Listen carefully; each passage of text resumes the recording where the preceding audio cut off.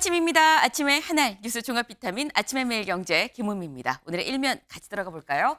매일경제입니다. 윤, 싱가포르에서 통일 외친 날, 북, 남 연결도로 끊고 요새화. 네, 지금 윤 대통령 순방 중이죠. 지금 싱가포르에 가 있는데 어제 통일을 외쳤습니다. 8.15 독트린을 다시 한번 재천명을 했다라는 건데 바로 그랬던 어제 북한이 뭐라고 얘기를 했느냐. 남측과 연결된 연결도로 끊고 우리 요새화 할 겁니다. 라고 얘기를 했다라는 거죠. 뭐 어차피 뭐 우리가 뭐 북한이랑 도로 철길로 해갖고 소통했었던 거 아니지 않아? 라고 생각하실 수 있습니다만 이게 또 상징적인 의미가 있습니다. 이걸 끊겠다는 건 대체 무슨 얘기냐? 다음 기사 보실까요? 국민일보입니다. 북, 도로 철길 완전 차단, 영토 분리 공식화입니다. 영토를 완전히 분리하겠다라는 걸 공식적으로 천명을 했다라는 거예요. 김정은 위원장이 앞서서 두 개의 국가 얘기를 했었습니다. 지난 연말이었었나요? 얘기를 했었는데 그에 맞춰서 아예 확실하게 영토 구분을 지어버리겠다라고 지금 나선 거죠. 이 사진을 좀 같이 보겠습니다. 사진을 보면 이게 여기가 어디냐? 황해북도예요. 황해북도에 지금 이 개풍군 일대라고 합니다. 황해북도 개풍군 일대인데 지금 북한군들이 뭔가 이게 땅에서 뭔가 작업을 하고 있는 모습이죠. 이게 지금 뭐냐? 추측컨대 아마도 요새화 작업을 하고 있는 거 아니겠느냐라는 겁니다. 근데 지금 이걸 봐도 알 수 있겠습니다만 이게 영토를 확실하게 나누기 위해선 국경선, 접경지역 인근에서 작업을 할 수밖에 없겠죠. 그러면 남북 간 충돌이 일어날 가능성도 훨씬 커진다라는 얘기가 되는 겁니다. 그럼 이런 상황에 대해서 우리 군은 뭐라고 얘기를 하느냐? 다음 기사에 나와 있습니다. 한겨레입니다. 북접경지 요새화 합참 일방 변경 좌시하네. 네. 우리 합참에서 뭐라고 얘기를 했느냐? 일방적으로 이 현상 변경을 기도하는 북한의 어떤 행동도 결코 좌시하지 않겠다. 그리고 이로 인해서 발생하는 모든 사태의 책임은 북한에 있음을 분명히 경고한다라고 얘기를 했습니다. 좌시하지 않아. 책임 있으면 너희 책임이야 라고 경고를 한다라는 거죠. 딱 봐도 남북 간 긴장이 굉장히 지금 고조돼 있는 상황인데 특히나 여기에서 눈여겨볼 부분이 하나 더 있습니다. 요거죠. 남쪽 건너뛰고 미의 통지문 발송. 영토 완전히 남북 간 분리를 하고 이 요새화 작업을 한다고 하는데 이 얘기를 미국에는 얘기를 하고 우리나라에는 얘기하지 않았다는 겁니다. 네. 우리나라를 확실하게 건너뛰고 미국이랑만 얘기하겠다. 통미봉남이죠. 확실한 통미봉남이란 얘기가 그래서 나오고 있네요. 다음 기사 보겠습니다. 한국일보입니다. 한동훈, 김 여사 활동자재 필요, 작심 비판입니다. 어제 한동훈 대표 그동안 김 여사 관련해서 다소 용산과는 좀 결이 다른 발언들을 내놨던 적이 있죠. 그런데 어제는 김 여사 활동 자제할 필요가 있다고 생각합니다. 라는 확실한 메시지를 내놨습니다. 역대 이렇게 센 발언은 없었다라는 얘기인 건데 그래서 한국일보도 제목이 작심 비판이죠. 네. 근데 이런 작심 비판이 나와서 인 건지는 알 수 없습니다만 오늘 조선일보 볼까요? 조선일보 일면입니다. 단독 보도예요. 윤 대통령 한동훈 선거 후 독대한다. 독대 합시다 한동훈 대표 계속 얘기해왔었는데 독대 날짜 잡히지 않았었죠. 그런데 선거 후 10월 16일 재보궐선거 끝나고 난 다음에 독대할 거다라는 얘기가 나왔습니다. 네. 뭐 이것 때문인지는 알 수 없습니다만 일단 드디어 독대가 성사가 되는 건가? 라는 얘기가 이 생각이 듭니다. 근데 그렇다고 한다면 독대에서 대체 무엇이 도마에 오르겠는가라는 거죠. 그 얘기를 저희가 잠시 뒤에 대담으로 좀 짚어보겠습니다. 다음 기사 볼까요? 세계일보입니다. WGBI, 네, 세계 국채 지수입니다. 월드 거버먼트 본드 인덱스죠. 이 사수 끝에 우리나라가 사수 끝에 편입했습니다. 드디어 이 지수에 들어갔다라는 거죠. 이게 대체 무슨 의미야? 라고 생각하실 수가 있어요. 여기 들어가면 뭐가 좋냐? 해외에서 있는 이 투자하고자 하는 자금들은 보통 이런 지수에 따라서 자금 배분을 합니다. 어디에 투자를 할지는 여기에 들어갔다는 얘기는 우리나라도 해외 자금들이 공식적으로 이 지수를 보고서 어디에 투자해야 될지 중에 하나로 올라갔다라는 걸로 볼 수가 있는 겁니다. 아, 그럼 이제 이렇게 해외 자금이 우리나라로 들어오는 건가라는 생각이 드는데 특히 좋은 점은 돈이 규모입니다. 이렇게 들어오는 돈이 무려 75조는 될 것 같다라는 거죠. 그 돈이 들어오면 환율이 안정되고 금리도 하락하는 좀 떨어지는 그런 효과도 있다고 하니까 기쁜 소식이네요. 네. 다음 사진 기사 볼까요? 네. 이게 무슨 사진인가? 김치입니다. 맞아요. 김치예요. 보쌈 김치. 근데 이 김치 사진이 왜? 여기입니다. 여기. 주목할 부분은 시가라고 딱 적혀 있죠. 네. 김치가 시가다라는 거예요. 우리가 시가라고 하면 보통 횟집에 다금바리가 시가로 팔죠. 네. 근데 김치도 이제 시가다. 보통 시가로 파는 것들은 보통 고가일 때 혹은 구하기 어려울 때 뭐 그럴 경우에 이제 시가로 파는데 배추김치도 시가다. 정부에서 가격 안정화를 위해서 배추 수입한다고 얘기를 했습니다. 더불어서 중순부터는 배추가 이제 본격적으로 좀 출하가 될 예정이라고 해요. 그래서 아마도 하순부터는 이 배추값이 좀 안정화될 거다라는 전망이 나오고 있는 만큼 지금은 조금 비싸긴 합니다만 이 하순까지만 조금만 더 김치 아껴 드시라라는 말씀을 드려야 될 것 같네요. 아침엔 매일경제 뉴스 종합 비타민 언제나처럼 TV로 좀 크게 보시다가요. 궁금한 점 유튜브 댓글로 남겨주시면 같이 좀 얘기를 보겠습니다. 오늘 함께해 주실 분들 소개합니다. 안녕하세요. 안녕하세요. 네, 첫 번째 키워드 활동 자제 나오자 독대입니다. 네, 기사 같이 볼까요? 한동훈 김 여사 활동 자제 요구에 나도 필요하다고 생각합니다라고 얘기를 했습니다. 직접 들어보고 오시죠. 친한계 의원님들 쪽에서 김건희 여사께서 활동을 좀 자제했으면 좋겠다는 뉘앙스로 발언을 하셨다는 보도들이 좀 나오고 있는데 저도 그렇게 생각합니다. 어떤 의원들이 뭐라고 말했는지는 전 몰랐는데요. 저도 그게 필요하다고 생각합니다. 네, 한동훈 대표가 뭐 직접 얘기를 한 건 대놓고 얘기를 한 건 아닙니다. 기자가 물었어요. 몇몇 의원들이 김 여사 활동을 좀 자제해야 된다는 얘기도 있는데 김근식 당협위원장이 며칠 전에 그런 얘기를 했었죠. 여기에 대해서 물었더니 저도 그렇게 생각합니다라고 얘기를 했습니다. 지금까지 김 여사 관련해서 이렇게 명확하게 입장을 낸 적이 있었느냐. 사실 앞서서도 한동훈 대표 김 여사에 대한 입장을 낸 적이 있긴 있어요. 그때 얘기를 잠깐 들어보고 올까요?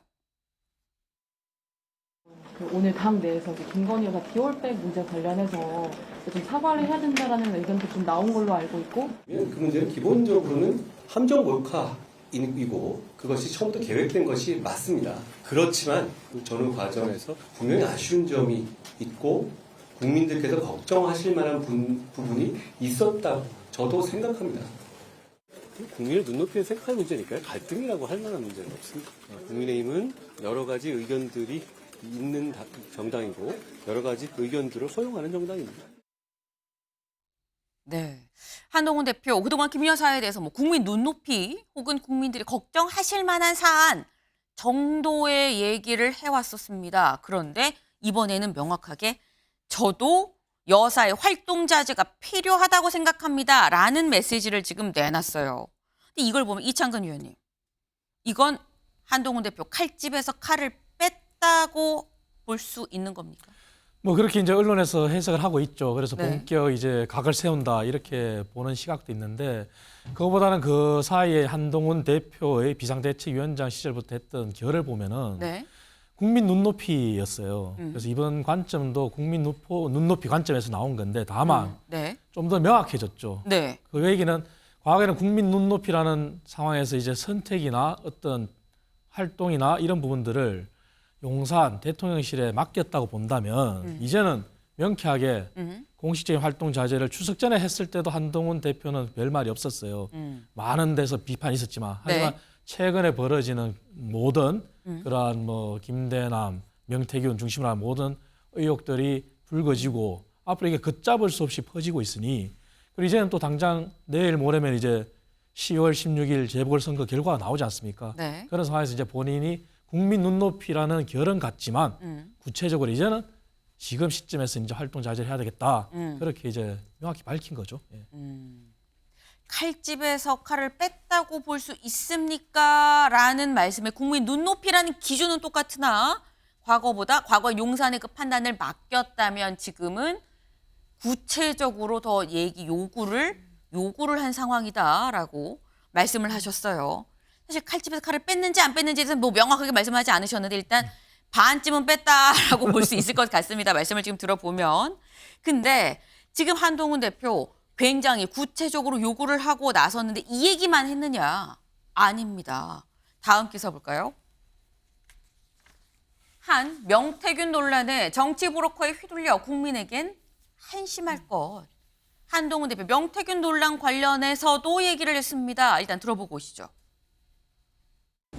다수 유력 정치인들이 정치 브로커에게 휘둘리는 것처럼 보이는 것, 국민들께서 한심하다고 생각하실 겁니다. 그 정치 브로커가 감히 자기에게 어쩌겠냐 이런 식의 말도 하던데요. 그게 말이 되는 소린가요? 이미 수사기관에서 수사가 진행되는 것으로 알고 있는데요. 엄정하고 신속하게 수사해야 합니다. 관련된 분들, 혹시 관련됐다고 생각하시는 분들은 당당하고 솔직하게 설명해야 합니다. 네, 한동훈 대표 이게 말이 되는 얘기입니까? 라면서 명태균 논란에 대해서 지금 얘기를 했어요. 그러면서 관련자들은 당당하고 솔직하게 설명을 해야 된다, 얘기를 해야 된다라고 얘기를 했습니다. 김진욱 대변인님. 관련자들 누구 얘기하는 겁니까?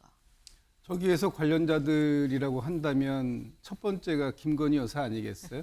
지금 그 모든 길은 로마로 통한다라는 말처럼 요즘에 나오는 모든 의혹은 김건희 여사로 통한다. 이런 것들이 지금 세간의 평가 아닙니까? 거기에 대해서 한동훈 대표가 이렇게 공격적으로 얘기를 할 수 있는 건 아마도 이 부분, 특히 명태균 씨나 김대남 씨 같은 지금 그 이 여권의 불리한 이슈들 이런 것들이 오히려 한동훈 대표에게는 지렛대가 되고 있는 게 아니냐 이런 걸 통해서 한동훈 대표의 전국 주도권을 확보해가는 그런 지금 단계라고 보여지고요. 네. 지금 뭐 김건희 여사가 활동을 자제하는 것이냐 뭐 이런 부분은 사실 굉장히 지엽적인 부분이다. 이 부분이 뭐 활동을 자제하고 칩거에 들어가면 갑자기 김건희 여사의 문제가 있던 것이 없던 게 되고 또 낮아진 지금 국민의 지지도가 갑자기 높아지고 이런 건 아니에요. 근본적인 원인은 이 김 여사와 관련된 의혹들을 특검을 통해서 해소하는 것인데 네. 그 부분에 대해서 국민의 눈높이를 주장하고 있는 한동훈 대표가 언제 그것을 행동으로 옮길 것인가 하는 부분을 지금 국민들은 지켜보고 계시다. 그래서 지금 한동훈 대표가 이 비판만 할 것이 아니고 이제는 행동으로 옮겨야 할 시점이다. 저는 그렇게 보고 있습니다. 네. 지금 비판만 할 게 아니라 행동으로 좀 옮겨야 된다라는 얘기도 같이 하셨어요. 근데 사실 한동훈 대표가 명태균, 이른바 명태균 논란 관련해서 어제 처음 얘기한 건 아닙니다. 그 전에 SNS에 글을 올렸었어요. 어제 저희도 방송 중에 이 말씀을 드렸었죠. 뭐라고 했었느냐. 정치 브로커 역할을 한 걸로 보이는 명모 씨와 관련한 일들로 정치권 전반에 대한 국민들의 불신이 커지고 있습니다. 이런 구태 정치 극복하는 게 국민을 위한 정치의 출발입니다.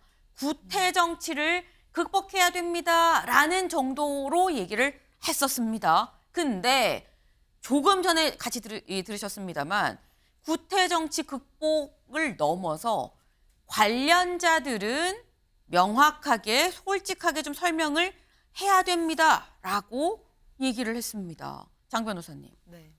한동훈 대표가 지금 저격을 하고 있는 거냐라는 얘기가 그래서 나와요.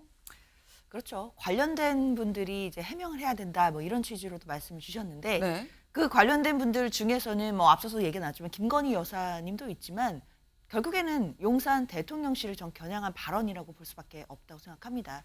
물론 지금 여권 내 유력한 정치인들의 이름이 계속해서 오르내리고는 있지만 일단 국민들께서 가장 관심 있는 부분은 당연히 대통령 부부일 겁니다. 과연 대통령 부부와 명태균 씨가 얼마나 가까운 사이였고 그리고 그 친분을 넘어서서 과연 윤석열 대통령 부부에게 어떤 영향력을 미쳤는지 이런 부분에 대해서 국민들이 설명을 듣고 싶으신 거거든요. 그러나 대통령실의 해명이 사실 오락가락하면서 국민들의 의혹이 더 증폭되는 상황이기 때문에 한동훈 대표가 그 틈을 파고들어서 결국에는 용산을 겨냥하고 있다라고 저는 생각이 듭니다. 특히나 김건희 여사에 대해서도 활동을 자제해야 된다. 뭐 저도 그렇게 생각한다. 이 말의 강도가 뭐 그렇게 세지 않다라고 보시는 분들도 있지만 그래도 한동훈 대표의 그동안의 발언의 수위를 생각한다고 한다면 김건희 여사에 대해서는 가장 강력한 수준의 발언이었던 건 분명하거든요. 어느 정도는 한동훈 대표가 이제 용산 대통령실과 각을 세울 결심을 한 거 아니겠느냐라는 생각이 들고 그런데 문제는 시기가 좀 늦었다는 부분은 있습니다. 이런 부분들이 좀 총선 전에 이미 좀 더 강한 발언으로 또 각을 세우는 모습들 또는 거리를 두는 모습이 나왔어야 됐다라는 아쉬움은 한 가지 있고요. 뭐 시기가 이제 늦었다 하더라도 말뿐이 아니라 아까 김 대변인 말씀 주신 것처럼 행동으로 좀 따라줘야 될 것 같은 게 한동훈 대표는 지난 당대표 경선에서도 최혜병 특검과 관련해서 제3자 추천 특검을 찬성한다라고 하셨지만 사실 그 말에 비해 행동이 그렇게 따라온 것은 없었거든요. 정치인은 말과 행동이 같이 가야 되는 것인데 국민 보시기에 한동훈 대표는 말이 앞서는 사람이다. 이런 이미지가 되지 않도록 이번에는 말에 따른 행동을 좀 보여주셔야겠다라는 생각 듭니다. 한동훈 대표가 뭔가 결심을 한 것 같다. 행동할 결심을 한 것 같은데 결심을 넘어서 진짜 행동을 해야 된다라는 말씀을 하셨어요. 하지만 좀 시기가 좀 늦지 않았느냐라고도 또 말씀을 하셨는데 오늘 만평이 이런 만평이 나왔습니다. 같이 볼까요? 여기 보면 김 여사 공개활동 자제라는 이 팻말을 들고 있는 한동훈 대표예요. 여사님께는 당나귀 귀라고 얘기를 어디에다가 하느냐. 아마도 용산 대통령실한테 하고 있는 것 같은데 근데 제목이 이거죠. 빈집에서 빈집에서 뒤에는 조용히 너구리 두 마리가 명태균, 김대남 너구리 두 마리가 이 지붕 위에 앉아 있어요. 이걸 보면 김기영 대변인. 네. 지금 보면 한동훈 대표가 빈집에서 굳이 윤 대통령 순방 갔을 때 이러는 게 글쎄 무슨 소용? 약간 이런 느낌도 없잖아 있는 것 같아요. 어떻게 보십니까? 순방을 가더라도 네. 뭐 언론에서 나온 얘기 그리고 정치권 돌아가는 부분은 보고가 되기 때문에 저 부분은 조금 약간 좀 지나친 면이 없지 않아 있지만 뭐 재밌게 표현을 하고자 하는 네. 그런 의도가 있다고 보고요. 한동훈 대표 입장에서는 지난 일요일 날 친한계 의원들 한 20여 분 보고 그 다음 날 원외 당협위원장을 한 90여 분 봤습니다. 그 자리에서 이제 명확하게 한 게 두 가지가 있는데요. 하나는 이제 행동할 때다. 명치적으로 얘기를 했습니다. 두 번째는 민주당의 특검은 절대 안 된다. 그걸 얘기했습니다. 네. 그러니까 결국 야당에서 볼 때는 대통령과의 어떤 차별화 각이 좀 틈이 많이 벌어진다고 했지만 법률적인 부분에 있어서의 김건희 여사를 바라보는 것과 네. 국민의 어떤 정서, 눈높이에서 바라보는 입장에서 사과를 해야 되고 그 다음 이후에 어떤 활동을 자제해야 된다는 측면이 특검을 꼭 해야 된다 그런 측면과는 다르다는 걸 분명히 했거든요. 네. 그래서 이 두 가지 워딩으로 하여금 대통령실에서는 시그널을 줬다고 생각합니다. 하나는 여사가 좀 바뀌어야 된다. 네. 두 번째 하지만 그럼에도 불구하고 특검은 내가 막아내겠다는 걸 분명히 했습니다. 그 과정에서 예전에는 사과만 얘기를 하다가 지금 활동의 어떤 자제까지 얘기를 했지 않습니까? 네. 이 부분이 지금 여러 가지 의혹이 맞다는 건 아니지만 지금 여당 쪽의 어떤 기류는 정부 정책이나 어떤 정부의 어떤 의제들이 여사의 어떤 여러 가지 논란으로 잘 보이지 않는다. 그렇다면 이 부분에 있어서는 이 부분을 뭔가 정리하고 가야 된다는 그런 목소리가 점점 커지고 있거든요. 그런 관점에서 한동훈 대표가 이런 어떤 메시지를 내고 있는 거 아닌가 그렇게 생각해요. 지금 이 말씀을 하셨어요. 헷갈리면 안 된다. 김 여사 특검법 법으로 좋지 않으니까 법적인 부분과 정치적인 부분 활동을 좀 자제한다던가 사과를 한다던가 어떤 도의적 정치적 이런 부분에 대해서 한동훈 대표는 분리해서 생각을 하고 있는 거다. 때문에 한동훈 대표가 지금 이렇게 나름 좀 수위 높은 요구까지 한다고 해서 그게 김 여사 특검법에 동의를 하고 뭔가 야당과 보조를 맞추는 그런 스탠스는 아니다라고 말씀을 또 하셨습니다. 근데 일단 뭐 야당과 보조를 맞추고 특검법에 동의하는 건 분명히 아니긴 합니다만 하지만 김 여사에 대해서도 굉장히 비판적인 스탠스가 명확하게 보이는 최근의 발언들이 계속 이어지고 있죠. 그런데 여기서는 지금 빈집에서 뭐 여사님기는 당나귀기 하는 거냐, 이불 쓰고 만세냐, 뭐 이런 취지의 지금 만평이에요. 근데 집주인 곧 돌아옵니다. 네, 언제? 내일 돌아오죠. 내일 그럼 순방 끝나고 돌아와서 이창균 의원님, 한동훈 대표는 윤 대통령 귀국 후에도 지금의 수위, 지금의 스탠스를 쭉 이어갈 것이냐, 어떻게 보십니까? 저는 이어간다고 봅니다. 이어간다. 이어가야 되고요. 왜냐하면은 지금 모든 게 이제 결국 용산이나 최근 불거진 그런 김 여사에 관한 문제들이 당이 모든 부담을 안고 있거든요. 그리고 더 큰 문제는 용산에서 해명한다고 해명한 것이 오히려 거짓 해명이 돼버린 상황이 오고 있단 말이죠.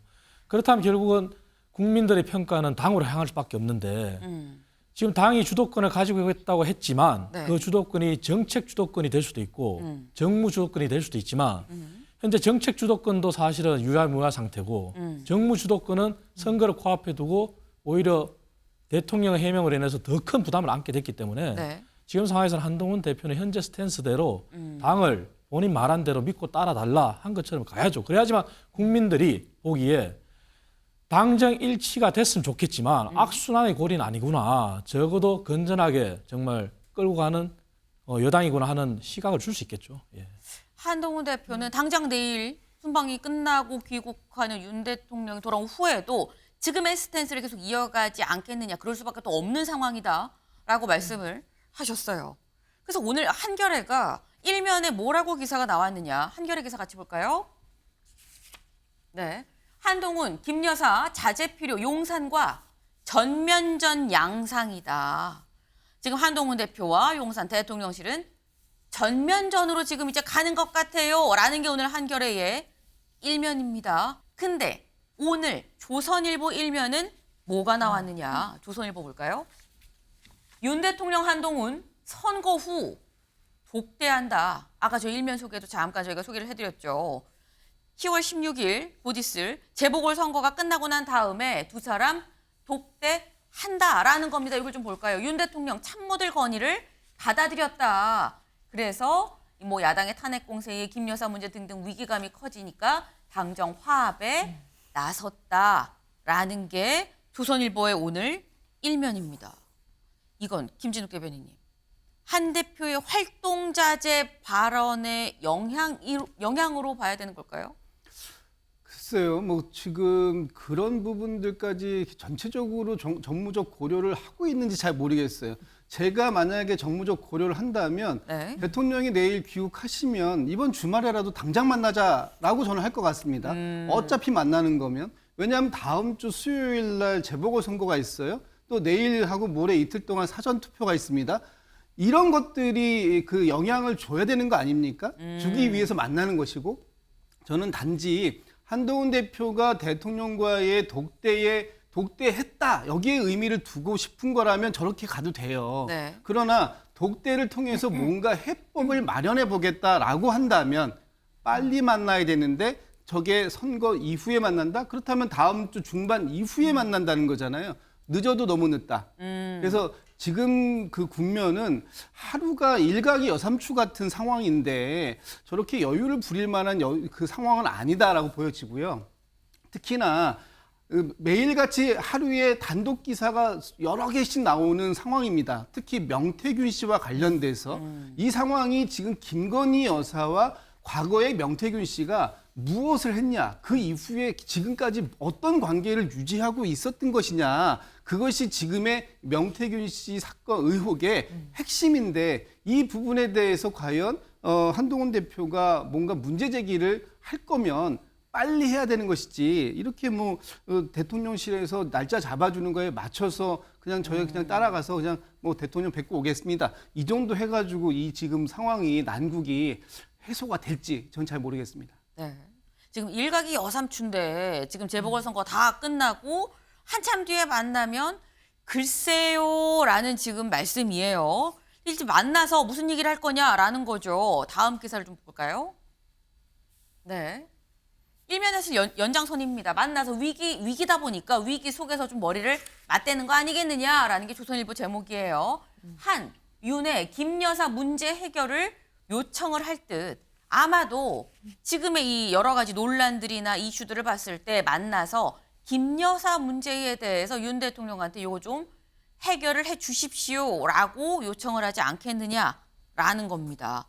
근데 김기영 대변인님, 지금 김진욱 대변인님 말씀을 좀 들어보면 지금 재보궐선거 전에 당장 순방 끝나고 갔다 오자마자 주말에 만나도 부족할 판에 재보궐선거 끝나고 만나자고 하는 게 맞느냐란 말씀을 하셨거든요. 그러면 재보궐 전이 아니라 후로 만나겠다는 건 사실상 크게 뭔가 두 사람 간의 합의나 성과를 내기 어려우니까 후로 미룬 거 아니겠느냐라는 추측도 가능합니다.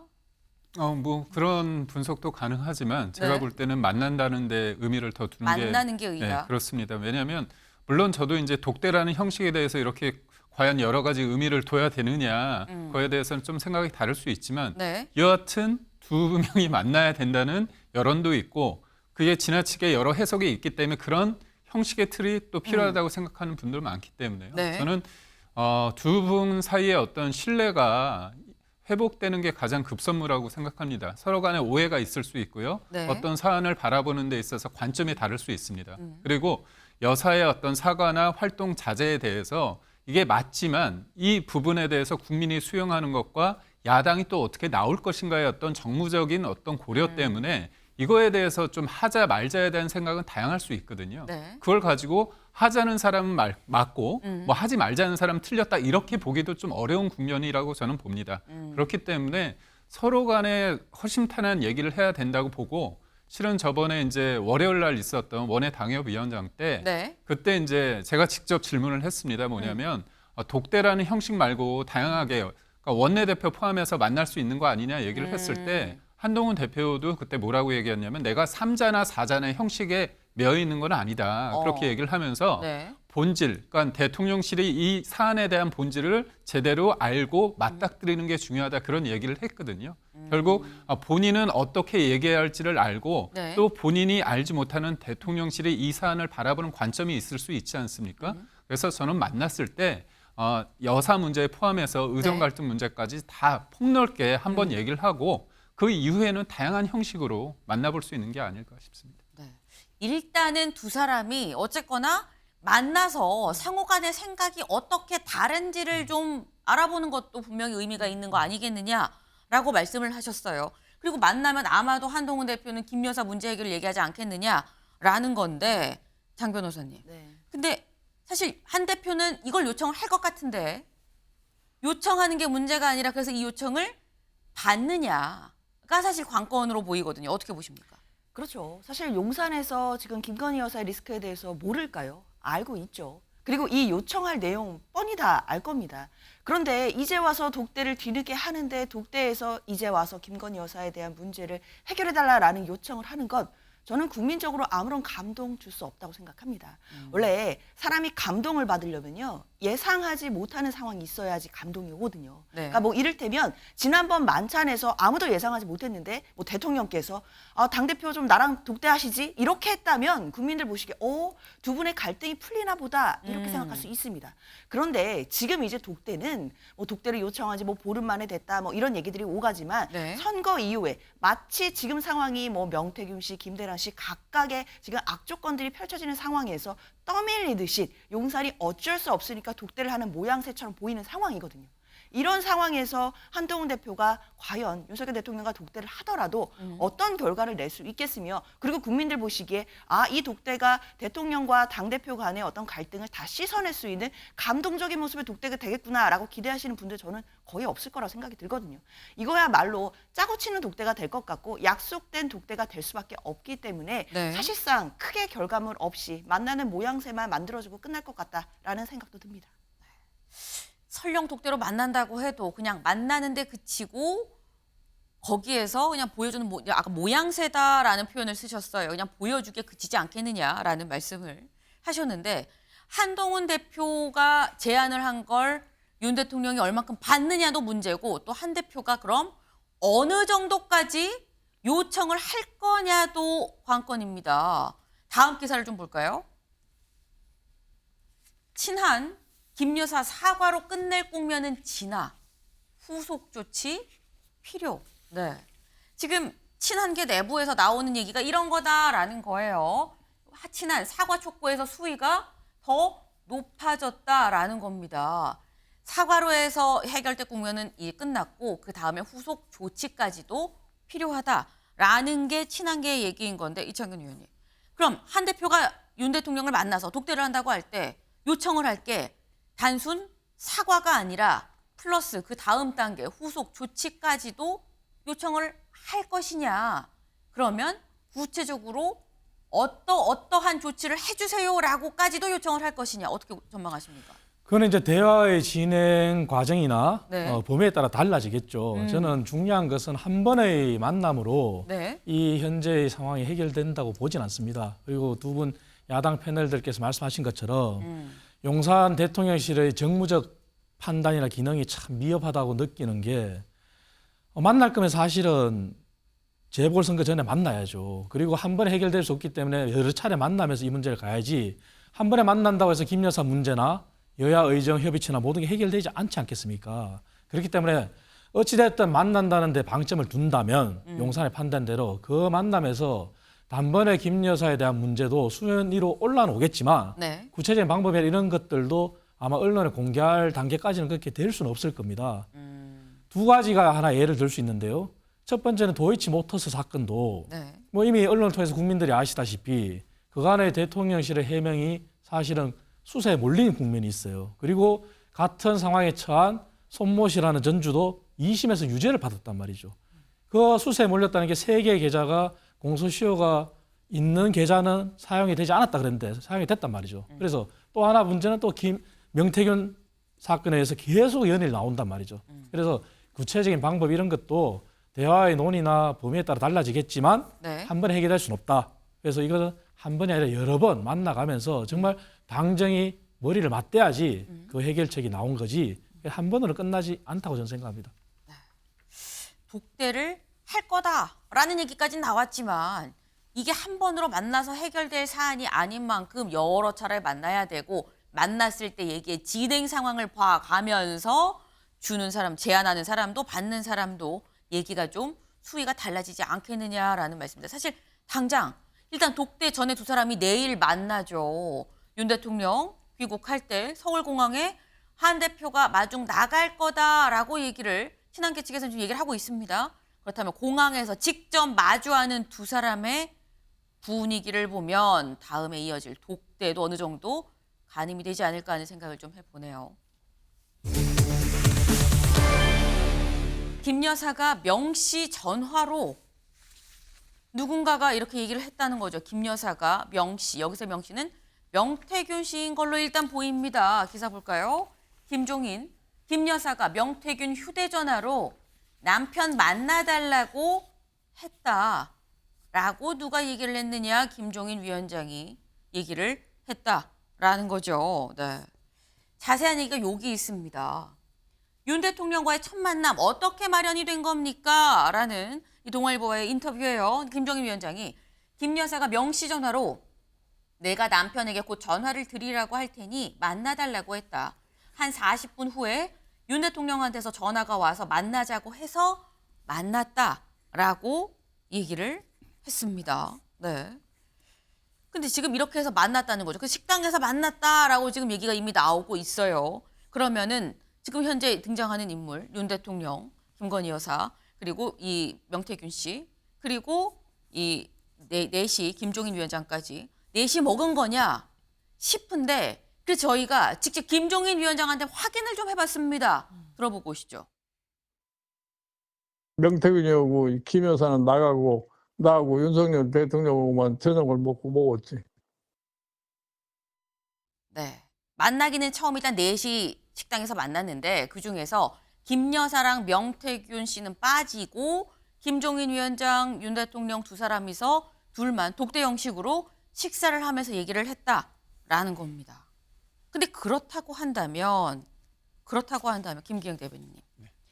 처음에 김종인 위원장 얘기에 따르면이에요. 얘기에 따르면 명태균 씨 휴대전화로 김 여사가 전화를 해서 자리가 잡혔다고 그랬고 나간 자리 그리고 보통 뭐 비유가 적절할지 모르겠습니다만 소개팅 자리에서 양쪽 둘이 만나고 넷이 만나고 난 다음에 주선자들은 빠지거든요.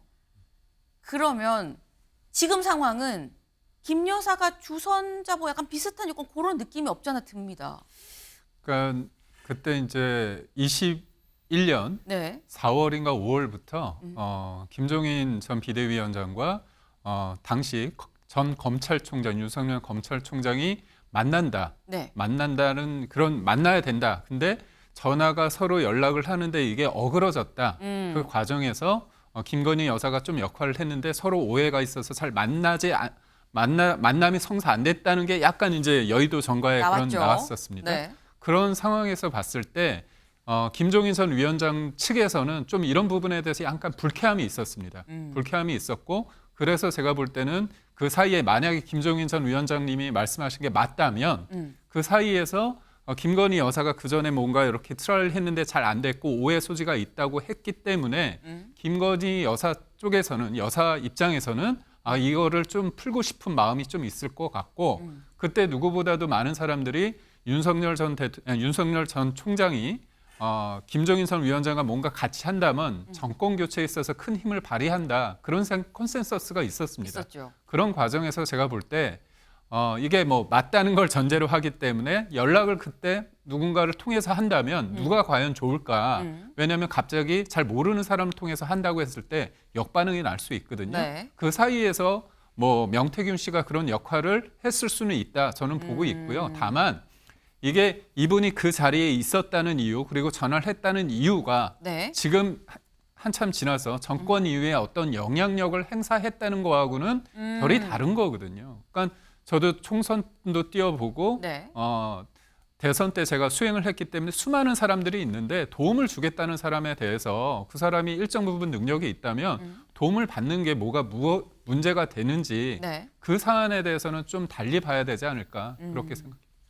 지금 말씀은 지금 이제 나온 것만 토대로 봤을 땐 명태균 씨가 뭔가 중간에서 연락책의 역할을 뭐 그런 건 한 걸로 보인다. 하지만 그렇다고 해서 그게 사실이라고 해도 취임 후에 뭔가 국정에 뭔가 영향을 미쳤다거나 공천에 영향을 미쳤다거나 이런 것까지 이어지는 거라고는 볼 수 없지 않느냐라는 지금 그런 말씀이에요. 일단 그 얘기를 저희가 잠시 또 좀 자세히 좀 짚어보기로 하고 일단 지금 나오는 얘기는 명태균 씨는 내가 뭔가 되게 역할을 했다라는 취지로 지금 얘기를 하고 있죠. 그리고 명태균 씨가 뭐라고 얘기를 했느냐. 내가 윤 대통령, 김건희 여사 내가 같이 동행을 했어. 차도 같이 탔어라고 얘기를 합니다. 어제 인터뷰에서 한 언론 인터뷰에서 뭐라고 얘기를 했느냐. 대통령 옆에서 바라바라바람 하고 가야지. 같이 가야지 나도. 둘이서 운전하는 사람은 따로 있고 얘기를 해요. 그래서 김종인 위원장 만나러 갈 때도 내가 그렇게 같이 간 거야. 같이 차 타고. 라고 얘기를 했다라는 겁니다. 김준욱 대변인님. 이건 또 무슨 얘기인가 싶어요. 그러니까 명태균 씨가 그 9월 초에 그 김건희 여사와의 관계가 뉴스토마토 보도에 의해서 처음 나오고 한 달여 동안 대통령실이 침묵을 지키다가 이제 처음 대통령실이 해명을 한 게 뭐였냐 하면 명태균 씨가 이 윤석열 대통령과 김건희 여사를 만난 건 이준석 대표가 명태균 씨를 자택으로 데려와서 최초로 만났고 그 이후에 국민의힘 소속의 정치인이 한 번 더 같이 와서 만난 2번밖에 없었다라고 얘기를 했던 거잖아요. 최초 해명이. 그런데 그 해명이 하루 만에 김종인 전 비대위원장이 아니야 내가 만나러 갔을 때 명태균 씨가 같이 왔다니까 라고 얘기하니까 그거를 대통령실에서 인정을 했어요. 어제. 그러면 일단 이 만남이 2번이 아니고요. 또 최초에 명태균 씨를 윤석열 대통령 내외분에게 소개한 사람도 이준석이 아니라는 얘기가 되는 거예요. 이준석 의원이 아니라는 얘기가 지금 확인이 되고 있는 건데 네. 이런 식의 대통령실의 해명이 오락가락하고 앞뒤가 안 맞는 해명이다 보니까 이게 뭔가 더 큰 의혹이 있는 게 아니냐. 특히나 명태균 씨가 어제 발언한 저 발언 있지 않습니까? 내가 김종인 비대위원장을 만나러 갈 때 옆자리에 타서 같이 갔어. 그것은 상당히 그 이전부터 관계를 가지고 있었다라는 얘기를 하는 것이고 김종인 그 비대위원장이 이 인터뷰 하신 내용을 보면 두 사람들의 관계가 상당히 친밀해 보였다 이런 말씀도 하시고 계시거든요. 네. 그렇다면 이미 대통령과 만남을 갖기로 한 6월 28일 전화 통화 네. 이전에 이미 명태균 씨와 김건희 여사 대통령 윤석열 대통령 부부와의 관계 이 부분은 그 전부터 시작됐다고 보는 것이 그것이 타당하다라고 보여지기 때문에 네. 지금 대통령실에서 이런 식의 해명을 내놨다면 정확한 해명을 내놓을 수 있는 상황이 아니었을 수 있습니다. 대통령 내분이 지금 국외에 순방 중이시기 때문에 그렇다 하더라도 뭔가 사실관계를 정확하게 확인하고 그거에 대해서 책임 있는 해명을 내놔야 될 사람들이 지금 이렇게 해명이 오락가락하게 나오는 거 이런 것들이 앞으로 명태균 씨와 김건희 특히 또 김건희 여사와 명태균 씨와의 관계에 대한 해명은 안 나오고 있어요. 그 부분도 속히 내놔야 될 것이고 내일 이후에 대통령 내분이 들어오시면 그 부분도 한번 어떻게 말씀하시는지 좀 기대해 보겠습니다. 네. 약간 무섭게 마무리를 지으셨어요. 뭐라고 얘기하는지 보겠습니다. 약간 이렇게 말씀을 지금 드렸는데 지금 말씀은 이거예요. 대통령실에서 처음에 이 건 관련해서 명태균 씨 건 관련해서 이 해명을 했었던 이 알림이라고 해서 내놨던 게 있죠. 그 보도자료. 보도자료를 보면 취임 후엔 연락을 하지 않았다라는 취지로 얘기를 했습니다. 뭐라고 했느냐. 경선 막바지에 뭐 지역 유세장에 찾아온 한 정치인이 이 지역 유세장에 찾아온 걸 보고 정치인이 거리 두라고 윤한홍 의원이죠. 윤한홍 의원이 거리 두세요라고 얘기했다는 거예요. 그래서 그 이후에 대통령은 명 씨랑 문자를 주고받거나 통화한 사실이 없다고 기억합니다라고 얘기를 했어요. 근데 아까 기사 다시 가보죠. 근데 여길 좀 보겠습니다. 요 밑줄. 이준석 의원이 이렇게 얘기를 합니다. 나는 2022년 10월에 있었던 일, 11월에 있었던 일에 관해서 명 씨랑 김 여사가 주고받은 메신저 대화를 본 적이 있다고 얘기를 합니다. 직접 들어보시죠. 그 대통령실의 해명을 그냥 한 방에 제가 뒤집어 보자면요. 자, 저는 2022년 10월에 있었던 일, 11월에 있었던 일에 관해 가지고 네. 명태균 사장과 김건희 여사가 주고받은 메신저 대화를 본 적이 있습니다. 누가 그 명태균 사장을 저 내외에게 소개시켜줬는지는 이미 나와 있습니다. 예, 그렇기 때문에 뭐 아무리 말씀하셔도 예. 예, 그러니까 이런 이제 뭐 굳이 해명하려면 이런 거겠죠. 대통령은 그 뒤로 연락이 없었는데 여사는 연락했다. 그래서 그렇게 얘기했다 얘기했지만 국민 갖고 장난치는 거죠. 네. 그 이준석 의원이 내가 직접 이 얘기한 텔레그램 내용을 봤다라고 얘기를 했어요. 근데 이렇게 되면 이창근 위원님, 대통령실에서 얘기했었던 취임 이후에는 연락한 바가 전화한 바도 없고 연락한 바가 없는 것으로 기억합니다라고 했는데 이 기억이 틀렸다는 반박이 될 수밖에 없는 상황입니다. 그럼 대통령실의 해명은 이제 대통령께서 그렇게 기억한다는 해명이고요. 김건희 여사와 관련된 해명은 아닙니다. 주어가 대통령이었다. 네, 그렇습니다. 그리고 명태균 씨의 최근 언론 인터뷰를 보면은 본인도 그렇게 얘기합니다. 본인이 취임 이후에 네. 대통령과 통화한 적은 없고 그리고 간단한 안부 정도의 메신저를 주고받은 정도로 있다. 그 정도 해명이고 그리고 김건희 여사와는 계속 통화를 하고 연락을 했다. 그렇게 본인이 분명히 얘기를 합니다. 그걸 봤을 때는 아마 취임 초기에 100번 양보해서 대통령실의 해명이 맞다고 받아들인다면은 대통령께서 얼마나 많은 국정이 있겠습니까? 그렇기 때문에 취임 초기에 안부 메신저 정도이기 때문에 아마 그런 정도는 기억을 못할 수도 있을 것이다. 그리고 명태균 씨도 통화한 적이 없다고 했기 때문에 다만 김건희 여사와의 통화나 메신저를 주고받은 거는 그것은 본인도 인정했고 그리고 이준석 의원이 얘기하는 것도 김건희 여사와의 메신저지 않습니까? 그렇기 때문에 대통령실의 해명이 일부는 만남의 시작과 만남 횟수는 잘못될 수 있었지만 대통령의 기억을 못할 수도 있는 거죠. 그래서 그 부분까지는 그렇게 받아들여야 되겠다. 그리고 다만 김건희 여사와 관련된 부분은 명확히 다시 한번 대통령실에서 정말 정리된 입장을 낼 필요는 있습니다. 예. 네.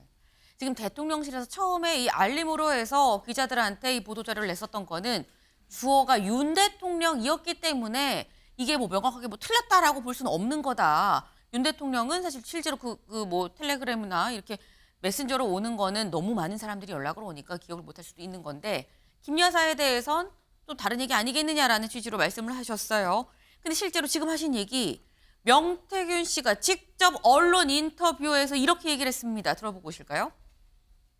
네. 저희가 요걸로 좀 준비를 했네요. 네. 국정을 운영하느라 바쁜데 통화하면 되겠나? 그건 예의가 아니고 그때 대통령과 주고받고 텔레그램하고 대통령은 사람들한테 체리 따봉 보내는데 여사는 안 보내. 수시로 통화했잖아.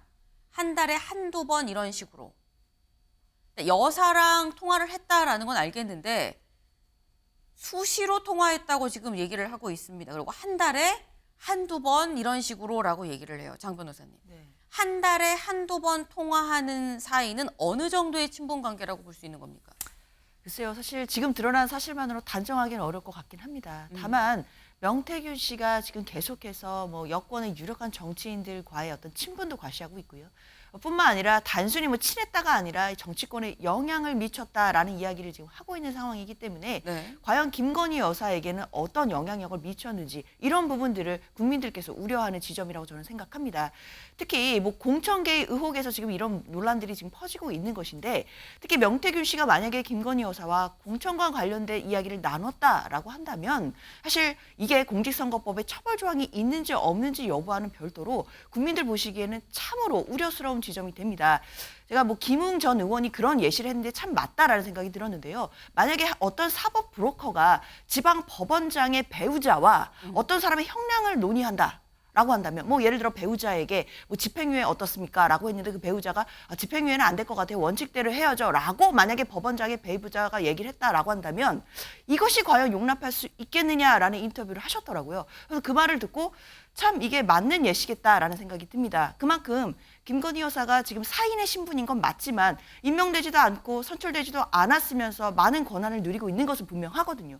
다만 이 책임의 부분에서는 자꾸만 처벌 규정이 없다라는 식으로 좀 빠져나가는 모습을 보여주는 것은 국민들께 저는 예의가 아니고 도리도 아니라고 생각이 들고요. 지금 이 명태균 씨와의 뭐 전화를 한 달에 뭐 한두 번을 했는지 이런 부분을 확인해 봐야 되겠고 일단은 지금은 주장이겠지만 네. 만약에 정말 통화를 한 게 맞다라고 한다면 단순히 뭐 친하게 지냈다 이런 부분의 문제가 아니라 어떤 영향력을 미쳤고 그리고 어떤 이야기를 들었는지 이런 부분들을 반드시 확인해야 될 것 같습니다. 네. 김기영 네. 대변인님. 지금 말씀하신 것처럼 어떤 영향력을 미쳤는지가 되게 중요할 것 같은데요.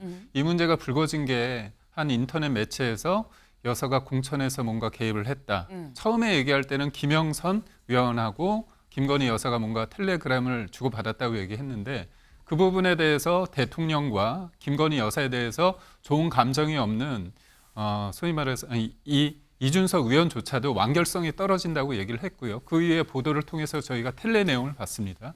그 텔레 내용을 보면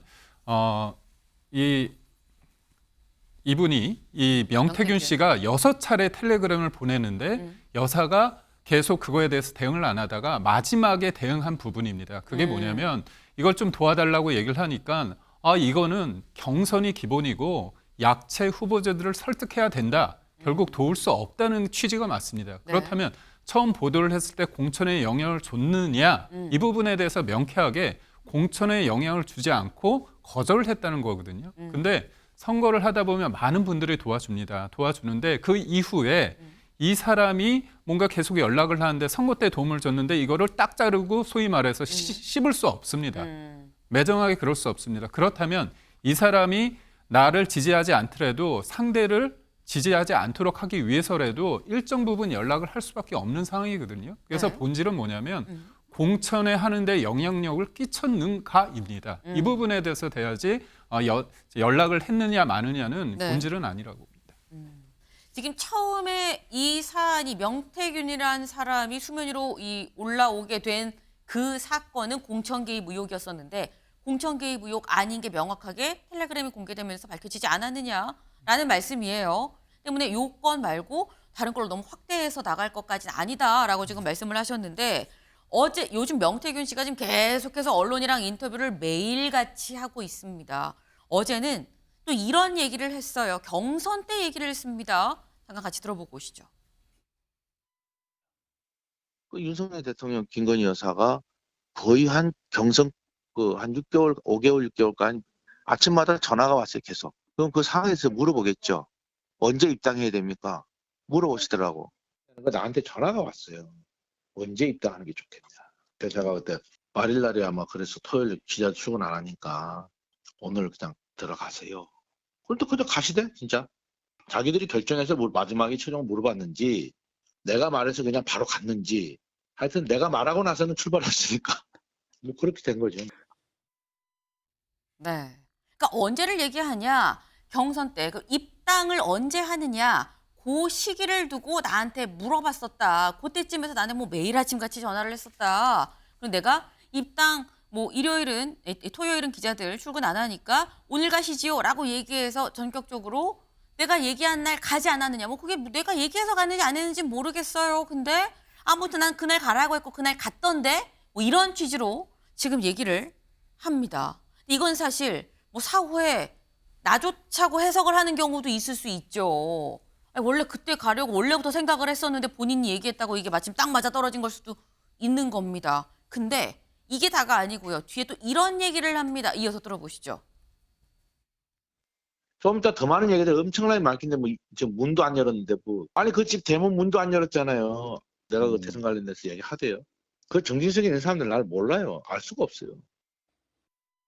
네, 아직 문도 안 열었잖아요. 라고 지금 얘기를 합니다. 김기영 대변인님. 네.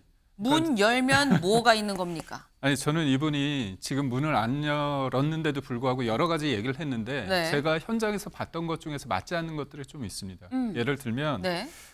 단일화 역할을 굉장히 했다 얘기를 하지 않습니까? 안철수 안철수 후보에. 의원과. 그때 제 기억으로는 그때 KBS 토론회 마지막 토론회였습니다. 끝나고 나서 저희가 이제 방송 토론을 하면 대기실에서 좀 해서 숨을 고르지 않습니까? 그쵸. 끝나고 나서. 그때 이제 토론을 끝나고 나서 어떤 부분이 굉장히 잘했고 그런 얘기를 막 하고 있는데 전화가 왔습니다. 장제원 의원으로부터 후보가 받고 그때 강남으로 넘어갔습니다. 강남으로 넘어가서 그때 밤사이에서 새벽에서 단일화가 됐습니다. 네. 근데 이분이 얘기하지 명태균 씨가 얘기하지 않았습니까? 자기가 그 윤핵관과 라이벌 관계라고. 그때 장제원 의원이 주도적으로 다 했습니다.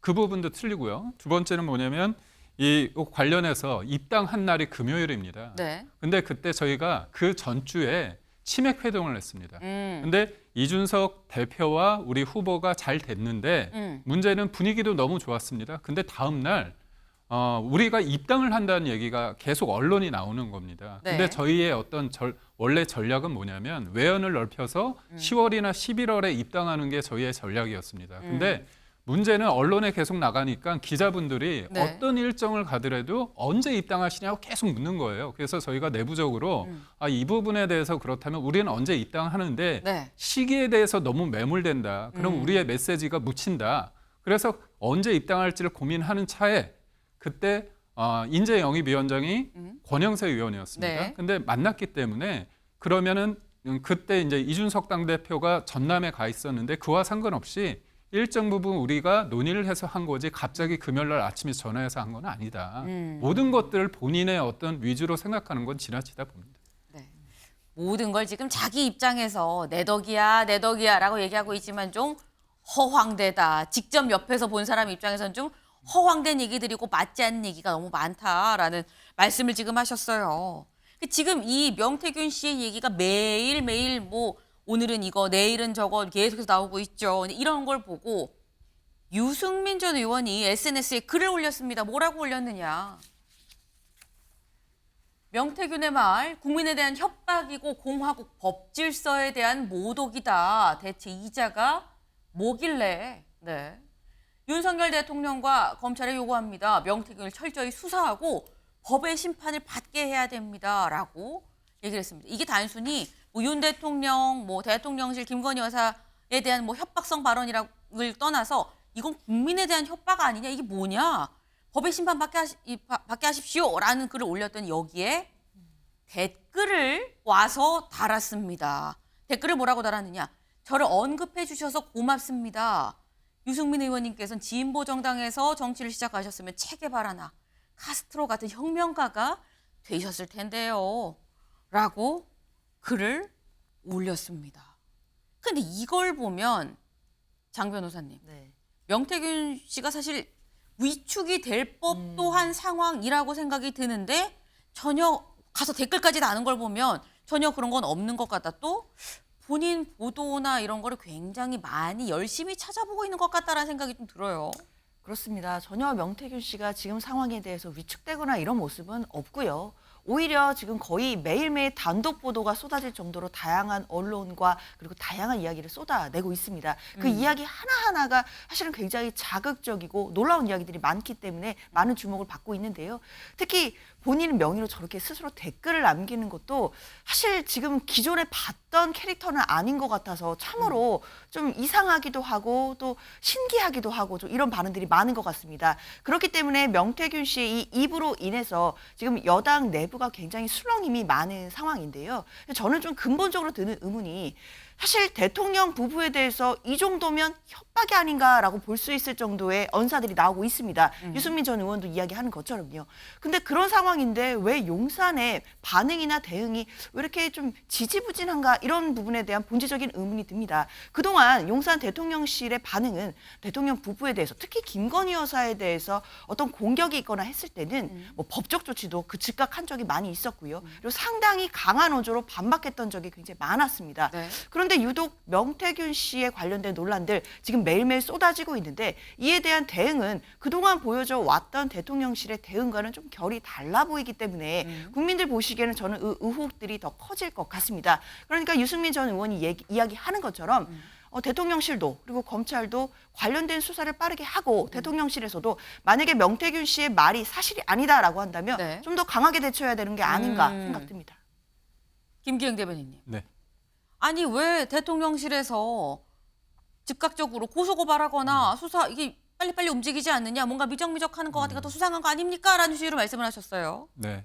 그러니까 어떻게 보면 여러 가지 논란은 있지만 우선은 사인 아닙니까? 그렇기 때문에 대통령실에서 어떤 수위에서 어떤 방식으로 할지는 좀 고민이 될 거라고 보고 있고요. 무엇보다도 이분의 말이 전방위적으로 너무 그러니까 제가 볼 때는 사실에 기초하는 것들이 있기 때문에 이 네. 부분에 대해서는 논란이 더 확장되는 부분은 막아야 되거든요. 그런 측면에서 봤을 때는 좀 더 명확하게 대통령실에서 저 상황을 정리한 다음에 입장을 낼 필요는 있다고 봅니다. 네. 아무래도 명태균 씨가 뭐 굉장히 화제의 인물이긴 하지만 또 보면은 일반 민간인 사인이다. 그리고 여기에 대해서 법적으로 어떻게 대처를 하는지 이런 여부는 아마 지금 고민을 하고 있을 거다라고 말씀을 하셨어요. 근데 이 명태균 씨가 아까 뭐 유승민 의원의 댓글뿐만이 아니라 또 뭐라고 올렸느냐. 김종인 위원장이 최근에 이런 글을 올렸었죠. 이런 글을 올린 게 아니라 이 언론 인터뷰를 했는데 그 사람이 나를 팔아먹을 작정을 한 것 같아. 나를 안다는 걸 과시하려는 거 아니겠어?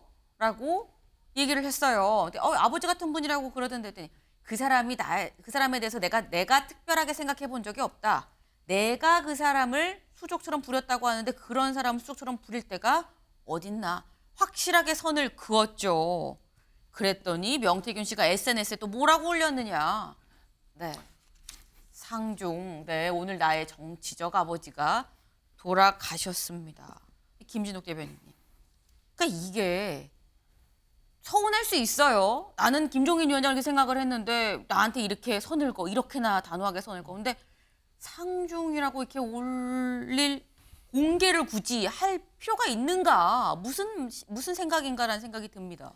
명태균 씨가 본인에게 어떠한 그 본인과의 관계를 얘기하는 사람들 또 혹은 본인을 공격하는 사람들에 대해서 굉장히 자신감 있는 모습을 지금 보여주고 있는 거 저는 이 부분에 대해서 명태균 씨가 한 말에 답이 있다고 봅니다. 명태균 씨가 뭐 인터뷰에서 이렇게 얘기했더라고요. 본인 휴대전화가 변호사다 이런 얘기를 해요. 본인 휴대전화가 변호사다 이게 무슨 얘기일까요? 본인이 갖고 있는 휴대전화에 상당히 많은 내용들이 기록되어 있다. 지금 그 부분에 대해서 언제든지 나를 공격하면 나는 그거에 대해서 받아칠 준비가 되어 있다. 그런 준비가 되어 있다라는 걸 한 번 더 다시 한번 얘기하는 건데 그런 중에 이제 가끔씩 문자 메시지를 공개한다거나 지금 이제 아직까지 김 여사와 관계된 통화 녹취가 나온 적은 없습니다만 네.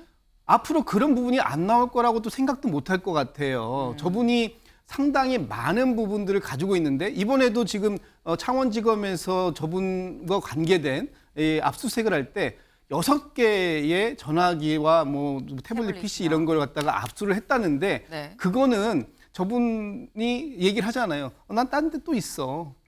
다른 데에다가 옮겨놨고 6개월마다 한 번씩 휴대폰을 바꾸고 있기 때문에 아마 그 부분은 다른 데 있겠지. 이런 식으로 얘기를 하고 있어요. 그래서 앞으로 지금 이분 명태균 저수지에 뭐가 들어있을지 이 부분에 대해서는 확인이 필요한데 이런 확인이 과연 그 지금의 이 검찰 조사나 이런 부분으로 가능할지 이 부분에 대해서는 좀 약간 좀 저는 회의적인 생각이 있습니다. 네, 지금 명태균 저수지에 뭐가 있는지 앞으로 좀 봐야 될 것 같다라고 말씀을 하셨는데 이 저수지가 물이 꽉 차 있을 수도 있고요. 없을 수도 있고요. 완전히 말라 있을 수도 있고 물 안에 물고기가 많을 수도 있고 쓰레기만 많이 있을 수도 있습니다. 앞으로의 이런 진실 사안은 검찰 조사를 통해서 밝혀지지 않을까라는 생각을 좀 같이 해봅니다. 다음 키워드로 넘어가 볼까요? 문다혜 위험 운전 혐의입니다. 기사 같이 볼까요? 경찰 문다혜 위험 운전 혐의 검토입니다. 네. 문다혜 씨가 음주운전을 했다라는 소식은 뭐 저희도 일전에 전해드렸었어요. 그런데 문다혜 씨한테 음주운전은 음주운전인데 근데 음주운전이 아니라 위험운전 혐의를 검토한다. 그럼 장 변호사님. 네. 음주운전은 알겠는데 위험운전 혐의는 뭡니까? 그러니까 음주운전 혐의는 일단 도로교통법상 처벌을 받습니다. 네. 지금 혈중 알코올 농도 수치가 나왔기 때문에 0.149%가 나왔기 때문에요. 관련해서 도로교통법 위반 혐의는 있습니다. 그리고 이제 또 한 가지는 특가법이라고 해서 특정범죄 가중처벌법이 있는데요. 네. 거기에는 위험운전치상죄라는 것이 있습니다. 그러니까 음주나 약물로 인해서 정상운전이 불가능한 상황, 그러니까 곤란한 상황에서 운전을 해서 네. 사람을 다치게 하거나 사망에 이르게 했을 때는 중하게 처벌하는 규정이 있는데요. 다 아시다시피 가수 김호중 씨가 사실 음주 수치가 나오지 않았기 때문에 도로교통법상 음주운전으로는 기소가 되지 않았지만 특가법상 위험운전치상죄로 지금 기소가 돼 있고 선고를 앞두고 있는 상황이거든요. 그런데 이제 경찰 입장에서는 도로교통법상의 음주운전 혐의는 좀 명확해 보이고 뿐만 아니라 당시에 정상운전이 곤란한 상황이었다라고 판단이 된다면 위험운전치상죄까지도 지금 검토를 하겠다라는 것이고 이 경우에는 굉장히 중한형이 지금 규정이 되어 있기 때문에요. 사실상 도로교통법보다는 더 엄한 처벌이 예상될 수 있겠다라고 판단됩니다. 네. 그러니까 경찰이 좀 더 중형이 내려질 수 있는 혐의로 지금 들여다보고 있다라는 얘기가 될 것 같아요. 근데 아직 문다혜 씨 불러서 조사한다고 했는데 조사도 안 한 것 같은데라는 생각할 수 있습니다. 근데 언제 조사를 하느냐. 사실 이 사건이 공개되고 난 다음에 바로 이튿날 뭐 용산서에 오늘 오전 중에 좀 출석을 할 거예요라는 얘기가 있었죠. 하지만 아직 조사를 받지 않았다라는 겁니다. 그래서 기자들이 계속 경찰 쪽에 물어보는 거죠. 언제 출석하는 겁니까? 물었는데 경찰에서 이렇게 얘기를 하고 있어요. 조사 일정 아직 정해진 건 없고 특혜성이나 이런 거 전혀 없이 통상적인 절차를 진행을 하고 있다라고 얘기를 하고 있습니다. 특혜성 없이 전혀 없이 통상적인 절차를 진행하고 있다라고 하면 그러면 공개 출석인가? 라는 생각이 드는데 저희 다른 것도 준비가 돼 있나요? 네. 전혀 없이 통상적인 절차를 진행하고 있다. 그럼 이 얘기는 이창근 위원님. 그럼 공개적으로 출석을 하는 걸까라는 생각이 들지 않을 수 없어요. 특혜성이 전혀 없다고 한다면. 물론 이제 문다혜 씨 정도 되면 사실 공인으로 봐도 무방할 정도죠. 그렇기 때문에 공개 출석을 해서 국민들한테 당당히 이렇게 나서는 게 맞는데 제가 생각할 때는 아마 비공개로 가지 않을까 이런 생각도 합니다. 근데 일반인들도 네. 뭐 비공개 출석이나 이런 거를 충분히 요구할 수 있기 때문에 그걸 가지고 특혜다 아니다 할 수는 없고요. 다만 중요한 것은 경찰이 발표한 것처럼 이미 모든 사실이 영상이나 이런 걸 통해서 다 알려졌지 않습니까? 그렇기 때문에 좀 더 엄격하게 정말 적용을 해서 네. 그리고 이 사실에 대해서 명확하게 국민들이 알게끔 그렇게 해야 된다고 생각합니다. 예. 사실 뭐 일반인들도 다 공개가 아니라 비공개로 가기 때문에 그런 점에서 특혜 없이 하는 거다라는 얘기를 하는 거 아니겠느냐라는 말씀인 건데 근데 김진욱 대변인님 사실 문다혜 씨 건을 그때 저희가 방송을 하면서 말씀하셨던 게 뭔가 사과나 유감이나 이런 부분을 본인이 직접 좀 얘기를 할 필요가 있다라고 말씀을 하셨었는데 비공개 출석이라고 하면 문다혜 씨는 별도의 표명 없이 비공개로 출석하고 끝나는 겁니까? 저는 뭐 비공개 출석을 그 경찰에서 공보 수칙인가요? 그걸 통해서 얘기했다고 하더라도 사실상 비공개가 되기는 좀 어렵지 않을까라는 생각을 합니다. 왜냐하면 용산경찰서에는 일단 지하주차장이나 이런 게 없고요. 출입문이 정문 하나밖에 없고 이렇게 국민적 관심이 많은 사안에서 언론이 언제 출석할지 모른다고 해서 뭐 그 대기를 안 하고 있을 것도 아니고 들어가는 장면은 비공개가 될지 몰라도 출석했다라는 건 금방 소문 나거든요. 그렇다면 조사받고 나오는 과정 속에서라도 언론들의 눈을 피하기는 어려울 것이다. 그래서 사실상 뭐 공개 출석에 준하는 수준이 될 거라고 보여지고 아마 들어가는 과정 속에서나 나오는 과정 속에서 한 번은 언론에게 뭐 본인의 과실, 잘못된 부분이 있다면 그 부분에 대해서는 명쾌하게 사과를 표명하는 것이 저는 필요하다고 보고 있습니다. 네. 이게 뭐 비공개라고 한들 비공개가 될 수 있겠느냐 때문에 출석하는 과정에서 뭔가 본인의 직접적인 유감 표명, 사과, 죄송의 표현이 들어가야 되지 않겠느냐라는 말씀을 하셨네요. 제가 준비한 소식 오늘 여기까지입니다. 오늘도 좋은 하루 보내세요.